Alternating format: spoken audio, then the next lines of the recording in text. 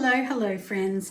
Today we are going to be organising the next project that we're going to be doing in here. So on the shelves here, as you can see, I do have a few things that are drying. So we have our little vases, and on the top, which I've just finished, we are going to make those into some really cute little espresso mugs. So that's what I've done with that, but we need to go over and of course weigh up all of our clay for the next project that we're going to do. I do have some larger mugs that are drying, but I just want some standard mug size as well.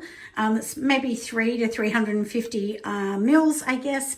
So let's go over to the other side of the clay studio, and we're going to just weigh up all of the clay. So let's get going. Let's go and do that, and later on we will open up the kiln and see how that's going. Hopefully that is better than my last disaster. Now, this is the view that I do get when I'm sort of standing over this way and trimming. So I have this little pottery wheel that I use to trim on, and I don't actually use it to make anything on. I just trim on it, and it was gifted to me in one of my last videos. But for now, I do have my little scale sitting here. So let's go over to this place where we're standing here, and let's organize all the clay. So I'll show you the clay I'm using for this one. I have changed the clay just to see how this new clear glaze works with it. And anyway, we're going to see how this one works. So on here, we do have this new clay, which I've got from Walker's. So this is earthenware, and honestly, I do prefer mid-fire, but my kiln is older and I just feel like it's struggling to get to a higher heat.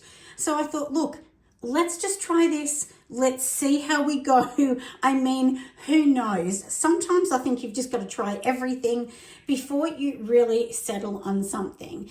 So anyway, this is what I'm going to do. And I really want to use the Walker's Raspberry color as well, and I kind of want to add a little bit of a flux into it. So that's one of their glazes, and I thought, look, let's just use this and see. I used the last earthenware as well, and it does take a bit to get used to when you're used to mid-fire, but I mean, swapping any clay is just getting used to it. So I've already dipped into this bag to make some things that you've seen on the shelf before, and the one thing is, it's really important to not mix the two clays together, because if you do, the different shrinkage rates, the different heating rates, and things will just go wrong. So I have to be super careful, making sure that I'm putting them all in the right bags and the right things. So I also do, over here, I have a shrink wrap machine, which I had for my soap business. I've still got heaps more, and what I actually like to do is I'm just going to take a piece off. So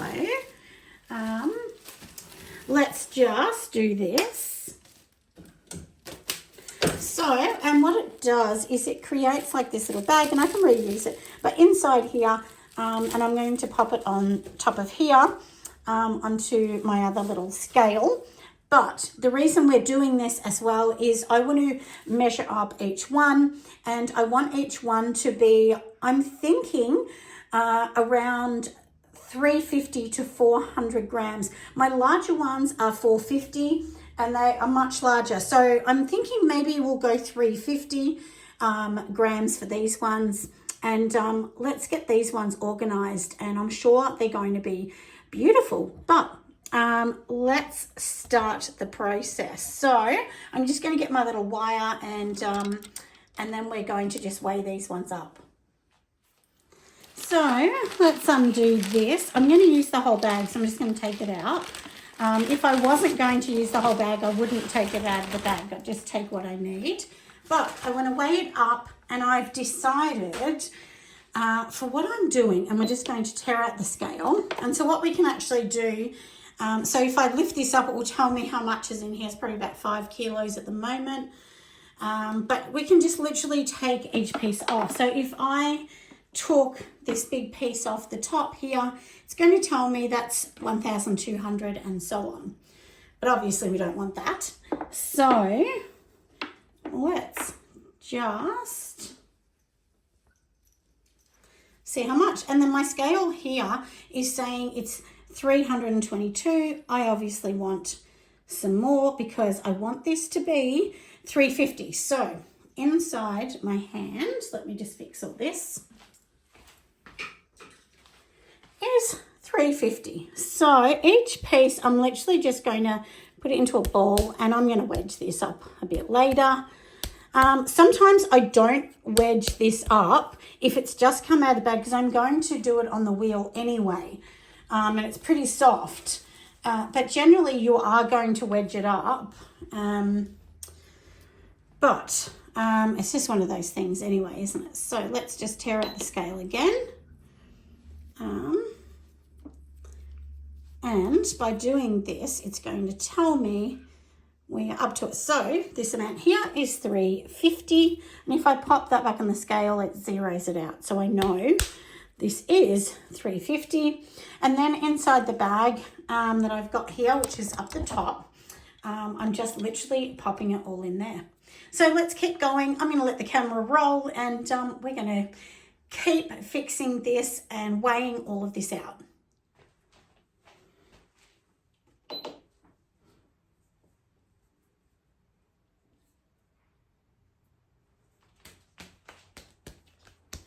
So we're just going to pat it into a ball.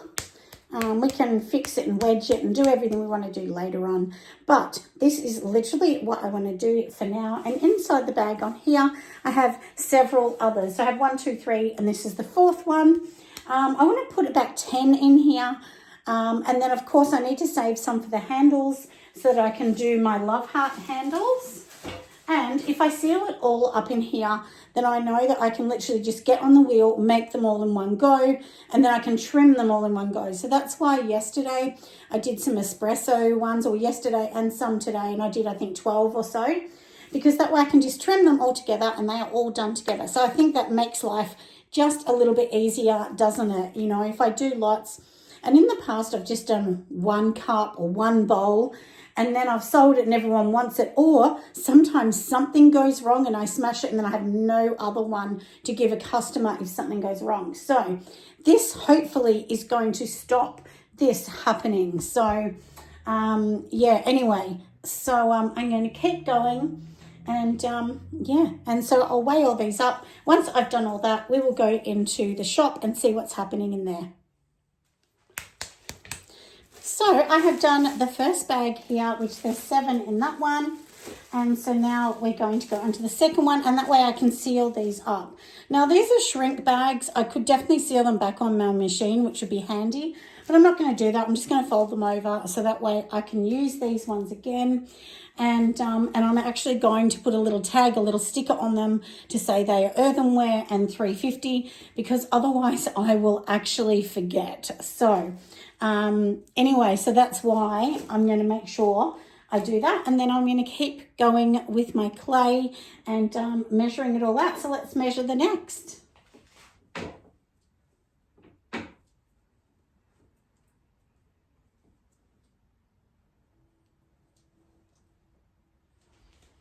So, and I really do want these to be pretty much right on 350.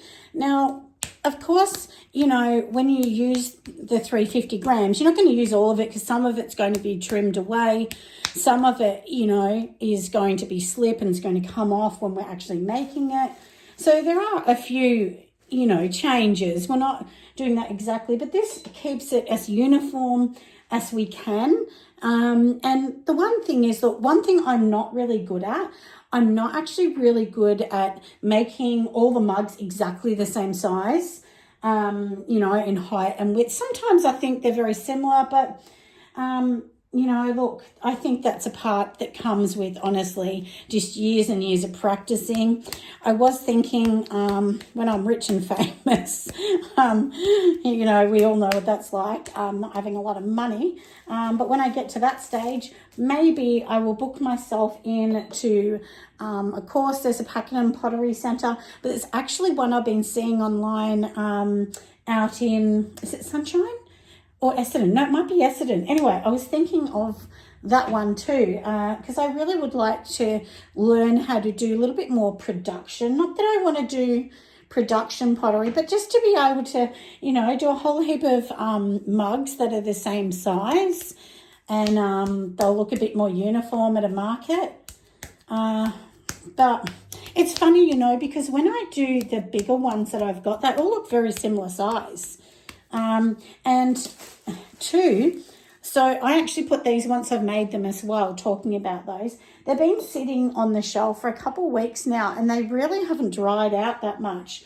And I think it's because in Melbourne it is so cold. And in this room it's actually really cold. It's a little bit of a damp room because my home is quite old. So this home's close to 80 years old.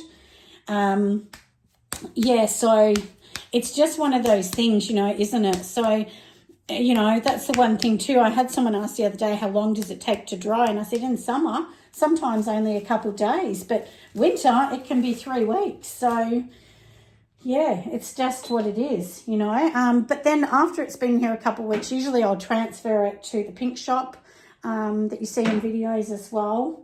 And, yeah, and then of course it dries more in there because the kiln's running and so on. And of course they're in the plastic bag.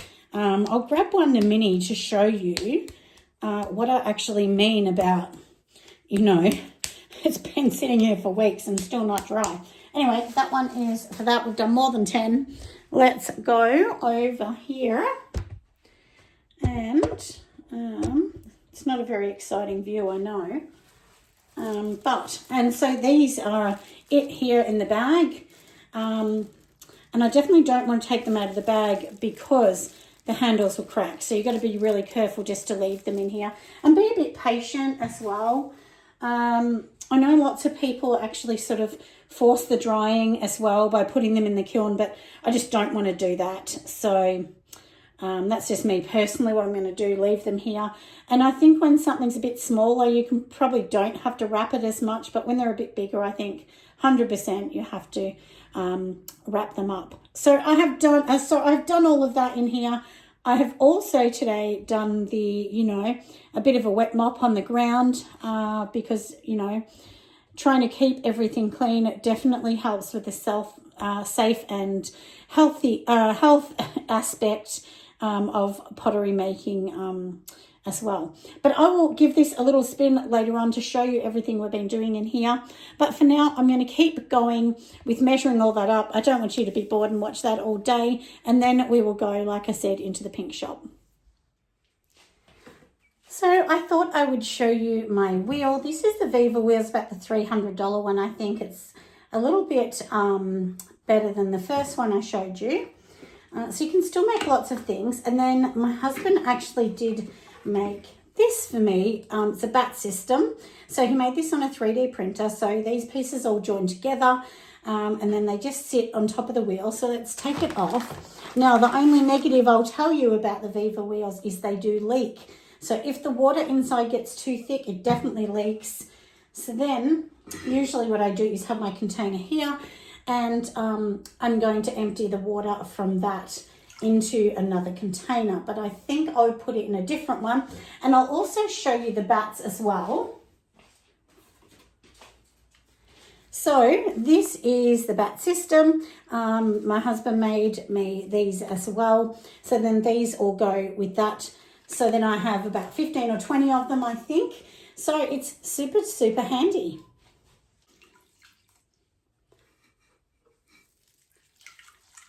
So this is literally what I am doing because I can't tip it. I can't just take the top off and tip it anywhere. It doesn't have a hole to let the water leak out of it or anything, or a plug. That would have sort of been handy, wouldn't it? But yeah, so that's the thing. If you get these cheaper wheels, this is the negative. You know, look, I'm going to be honest, you get what you pay for. But I just can't afford one of those really expensive ones. So for now, maybe one day I'll get a really good one. But for now, we're using this. And I do like this wheel. I've made lots of really lovely things on it. But it really doesn't hold more. You can't really make anything more than 1 kilo in weight on it. I just don't feel that it's strong enough to do that. It really struggles and wobbles a lot. Once you get over the 1 kilo. So I think that's kind of it. So anyway, I'm going to clean all of this up and then we're going to go outside. All right, everyone, it is the evening and it is time to open the kiln. I have had a sneaky peek in there and you can see on the gauge here that it's under 200 degrees. It's about 100. So we will see if we can open it. You just have to be careful if it's really cold because, you know, you don't want to sort of introduce too much of a difference of temperature. It's still quite warm in there, so I don't know whether we're going to grab too much out of here, but I mean, look how beautiful this has turned out. So that watermelon one, super happy with that. And yeah, the pinging, look, the pinging happens, but sometimes you just don't want it because it means that it's going to crack the pieces. But anyway, it has been super cute, hasn't it? I mean, look at these spoons, aren't they darling? They're so cute. So I decided to try and do these a little bit different. I can hold them. And I just haven't done the bottom of them, if you can kind of see.